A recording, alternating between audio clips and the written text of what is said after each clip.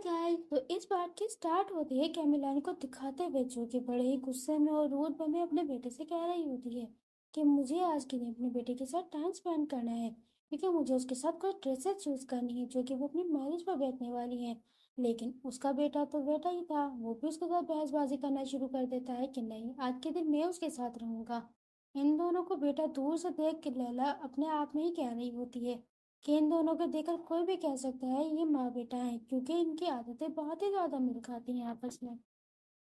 Victor 4 साल का मिलाएगा थोड़ा सा इमोशनल भी बनाने की कोशिश कर रहा होता है कि आप नहीं चाहते कि आपका बेटा खुश रहे, उसके चेहरे पे ब्राइट सी स्माइल हो। इस पर उसकी माँ भी यही कहती है कि तुम्हें अपने डॉक्टर से पहले रुजू करना चाहिए। शायद तुम्हें उसके चेकअप की जरूरत है, शायद तुम्हें अपनी आंखों को दिखाने की जरूरत है, उसमें मुझे कुछ प्रॉब्लम नजर आ रही है। उन दोनों को देखकर बहुत ही ज्यादा लैला अपने आप ही मुंह बनाई जा रही होती है और उन दोनों की आपस की तकरारों को देखकर एंजॉय कर रही होती है, या यूँ कह लो कि उसे कुछ इंटरटेनमेंट फील हो रही होती है। विक्टर लैला के बराबर में बैठता हुआ उसे कहता है कि एनीवे, मुझे आजकल कुछ ज़्यादा ही चीज़ें छुपी हुई नज़र आ रही हैं जो कि मेरी होने वाली बीवी मुझसे छुपाने की कोशिश कर रही है। लैला उस पर देखकर बहुत ही ज़्यादा अजीब सा रिएक्शन देती है,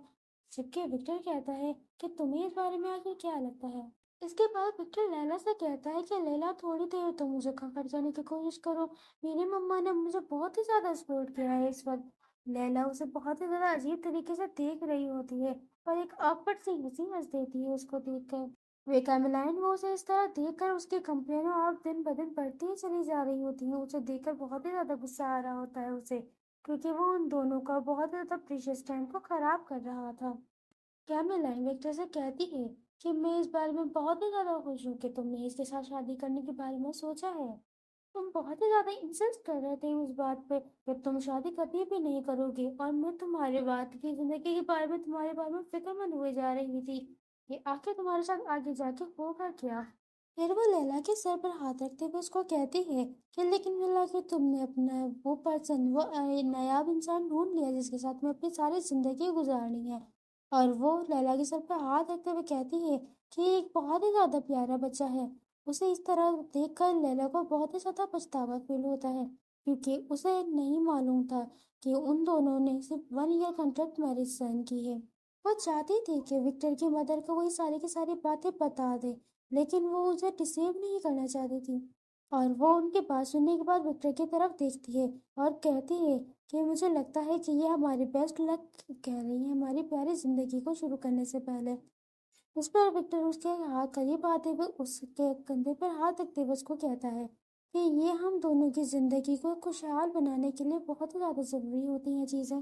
कैमलाइन को उसको इसका देखकर बहुत ज्यादा चिढ़ उठती है। फिर वो लैला को अपनी तरफ खींचते हुए कहती है कि अगर तुमने अपना कंप्लीट कर लिया हो तो तुम यहाँ से चली जाओ,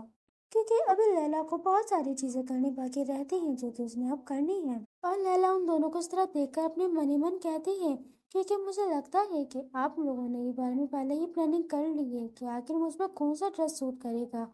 लेकिन वो विक्टर को देखती है, जो कि उसकी तरफ बहुत ही ज्यादा अजीब नजरों से घूर रहा हो। लैला, क्या तुम आज के दिनों में कुछ ज्यादा ही बिजी नहीं हो? और शायद मुझे लगता है कि शायद तुम उस वजह से ज्यादा थक भी गई हो। जिस पर कैमलाइन को काफी अजीब सा झटका लगता है और वो थोड़ा awkward तरीके से कहती है, क्या तुम ये सच कह रहे हो?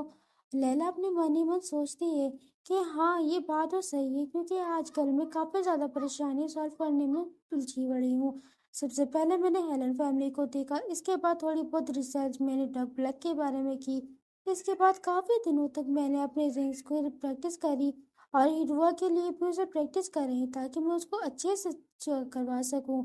और मैंने बहुत सारे इस तरह के काम करे हैं जो कि काफी ज्यादा बिजी हैं, मेरे लिए रहने के लिए काफी हैं। कैमलाइन उसकी बात को समझते हुए कहती है कि अगर ऐसी बात है, वैसे ड्रेस को चूज करना बहुत ही ज्यादा मुश्किल हो सकता है और तुम्हें अपने प्रीशियस टाइम में से इसको एडजस्ट करने की जरूरत नहीं है। हम किसी और तरीके से इसको बाद में एडजस्ट कर सकते हैं। लैला कहती है कि आई एम सॉरी, लेकिन मैं सच में आपके साथ इस टाइम को बिताना चाहती थी, लेकिन मुझे लगता है कि शायद हमें बाद में गुजारने की ज़रूरत है इस टाइम को, और हम बाद में ये सारी चीज़ें चूज कर लेंगे। उसके इस बात पर कैमलान भी उसे कहती है कि तुम बहुत ही ज़्यादा अच्छी हो, اور اسے کہتی ہے کہ میں آگے جا کے تمہاری ساری کی ساری ویڈنگ کی جتنی بھی چیزیں ہیں، وہ ڈیکوریشن کی چیزیں ہیں، میں انہیں جا کے سیٹ کرتی ہوں، تو تم اس بات کی بالکل بھی فکر مت کرو، بس ساری کی ساری چیزیں تم مجھ پر چھوڑ دو۔ اس پر لیلا اس کو تھینک یو کرتی ہے۔ وکٹر تو خوشی سے پھولے نہیں سما رہا تھا اور وہ لیلا کو لے کر وہاں سے چلا جاتا ہے، اور اس جاتے ہوئے اس کے کان میں ہے کہ ہم ایک ایسی جگہ پر جائیں گے جہاں پر کوئی بھی تیسرا بندہ ہمیں تنگ کرنے والا نہیں ہوگا۔ اس کے بعد وہ اس کا ہاتھ پکڑتا ہے اور اس کو کھینچتے ہوئے لے جاتا ہے اپنے ساتھ، اور وہ ایک جگہ پر آ کے پہنچتے ہیں، اور وہ اس جگہ پر بیٹھے ہوئے یہ سوچ رہے ہوتے ہیں کہ آخر ہم کس جگہ پر پہنچ گئے ہیں۔ وکٹر اس کو کہتا ہے کہ ایک مرتبہ تم گیس کر کے دیکھو کہ آخر ہم کہاں پر ہیں۔ وہاں پر آنے سے پہلے لیلا نے اس کو ایک سٹوری سنائی تھی، ایک ایسے کنگ کے بارے میں جسے چاکلیٹ بہت ہی زیادہ پسند تھی، جس کو بہت وکٹر نے بھی سنا تھا۔ سٹوری کچھ اس طریقے سے تھی کہ ایک بادشاہ تھا جسے چاکلیٹ اتنی زیادہ پسند تھی کہ اس نے اس کا ایک پورا محل ہی بنوا دیا۔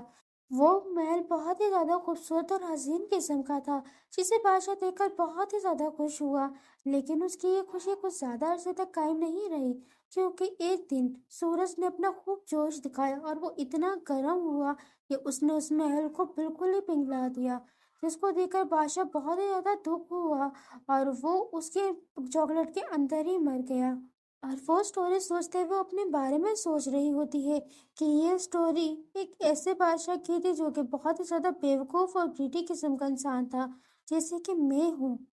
کیونکہ وہ اس بارے میں اچھے سے واقف تھی کہ ان کا صرف 1 سال کی ہی شادی ہوگی، لیکن وہ اپنے دل میں پھر بھی تھوڑی بہت ہوپ رکھ رہی تھی،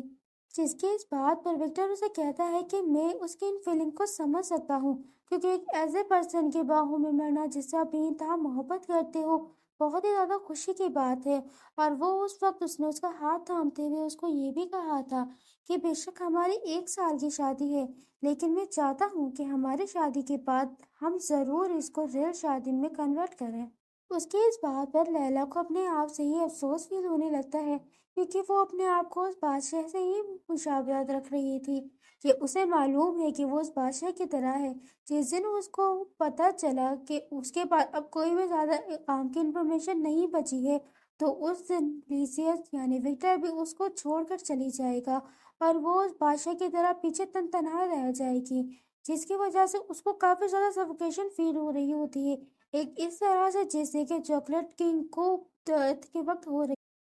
اور اس وقت وکٹر نے اس سے اس کا آنسر بھی مانگا تھا کہ کیا تم اس کا آنسر مجھے اس وقت دے سکتی ہو، لیکن مجھے لگتا ہے کہ تم شاید ابھی تھوڑا بہت ڈری ہوئی ہو، تو کیوں نہ تم مجھے اس کا آنسر بعد میں دے دو۔